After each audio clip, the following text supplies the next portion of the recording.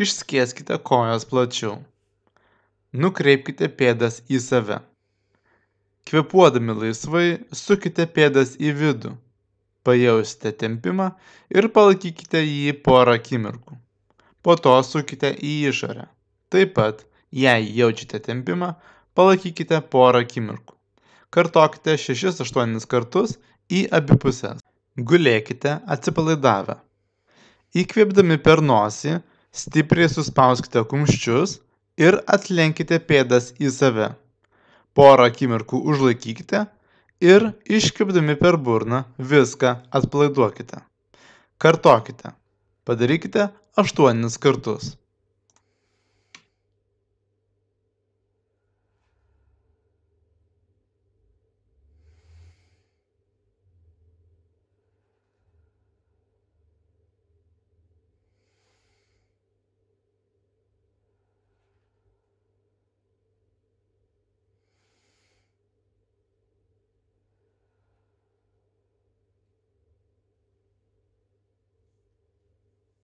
Gulėkite atsipalaidavę. Pėdos šalia viena kitos. Iškvėpdami per burną po vieną koją, už pakinklio prisitraukite prie savęs. Pasistengkite prisitraukti kuo labiau. Taip pat labai svarbu koją traukti už pakinklio.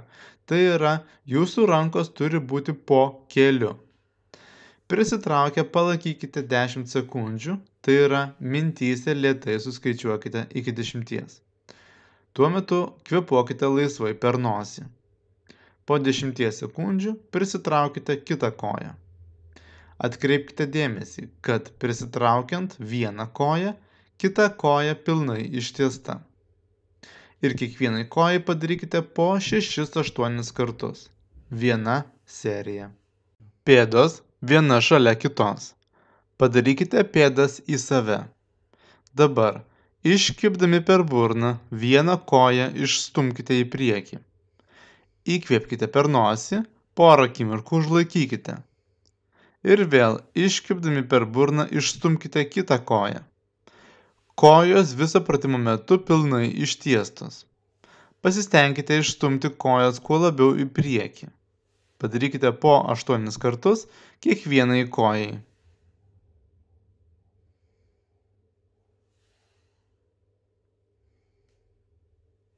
Taigi, dabar darysime iš pažiūros paprastą pratimą. Tai pažeistą koją, tiesią koją kelsime į viršų. Sveiką koją sulenkiam. Pažeista mano koja yra arčiau jūsų, įsivaizduokime. Pėda yra į save ir dabar iškvėpdami per burną keliame koją iki kitos kojos kelio aukščio, nes aukščiau kelti tiesiog nėra prasmės. Kad tvarkingai gražiai atrodytų, kelkite koją iki kitos kojos kelio aukščio. Taigi įkvėpiu per nosį, pėdą laikau į save, koja pilnai ištiesta ir iškvėpimas per burną keliu ir lėtai leidžiu žemyn. Nepadedu ant žemės ir vėl kartojam.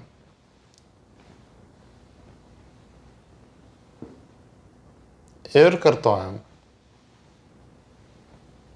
Pasistengkite, kad jūsų koja būtų kitos kojos kelio aukštyje. Padarykite 10 kartų. Jeigu sunku atlikti šitą pratimą, galite padaryti ir daugiau kartų. Rekomenduoju padaryti ir sveikai kojai.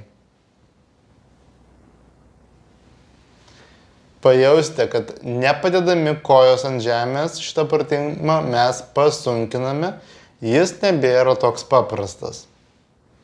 Taigi padarykite 10 kartų pažeistai kojai ir padarykite 1 arba 2 serijas. Taip. Dabar parodysiu labai svarbų pratimą, tai tiesime koją per kelio sąnarį. Taip. Ir visą laiką dabar abi kojos yra sulenktos. Iškvėpdami per burną, pažeistos kojos kelį tiesiame. Pėdą laikome į save ir leidžiame žemyn. Nepadedam ant žemės ir vėl kartojam. Pajausite, kad įsitempia keturgalvis šlaunies raumuo. Nepadedam kojos ant žemės ir vėl kartojam.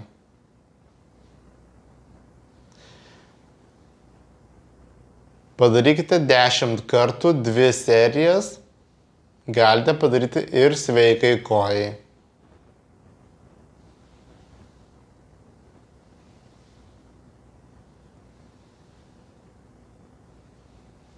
Taip, dabar su pažeista koja braižysime skaičius. Koja ištiesta, pėda į save ir braižykime skaičius nuo 1 iki 10. Labai svarbios kitos 2 taisyklės. Sveikoji koja kuo mažiau juda viso pratimo metu ir taip pat stenkitės išlaikyti prispaustą juosmenį prie pagrindo. Taigi, braižomės didelius skaičius. 1, 2, pėda į save. 3, juosmuo prispaustas prie pagrindo. 4, 5, 6, 7, 8, 9, 10. Galite padaryti ir 2 serijas. Dabar su pažeista koja braižysime kvadratą. Pažeista koja, įsivaizduokime, yra mano dešinėje, jinai yra arčiau jūsų. Pėda į save, juosmuo švelniai prispaustas prie žemės ir kitą koją pasistenkite išlaikyti nejudančią. Taip. Dabar pakeliam koją ir stengiamės išlaikyti kvadrato proporcijas. Jūs nematote, kokį kvadratą braižo koja, bet stenkitės išlaikyti proporcijas. Juosmenį švelniai prispauskite prie pagrindo, kad išlaikytumėt stuburo stabilumą ir stenkitės, kad kita koja kuo mažiau judėtų. Nepadėkite kojos ant žemės. Padarykite 10 kartų į vieną pusę kvadratą, tada pailsėję į kitą pusę. Lygiai taip pat stenkitės išlaikyti proporcijas. Juosmuo prispaustas prie pagrindo. Kita koja kuo mažiau juda. Ir galite padaryti 2 serijas. Mes lygiai taip pat galime braižyti ir apskritimą su pažeista koja. Taisyklės lygiai tokios pačios. Juosmuo pratimo metu prispaustas prie žemės ir pasistengkite, kad kita koja kuo mažiau judėtų. Taip, pakeliam pažeistą koją nuo žemės, pėdą laikome į save ir išlaikydami juosmenį prispaustą ir pasistengsime, kad neįdėtų koja, braižome apskritimą.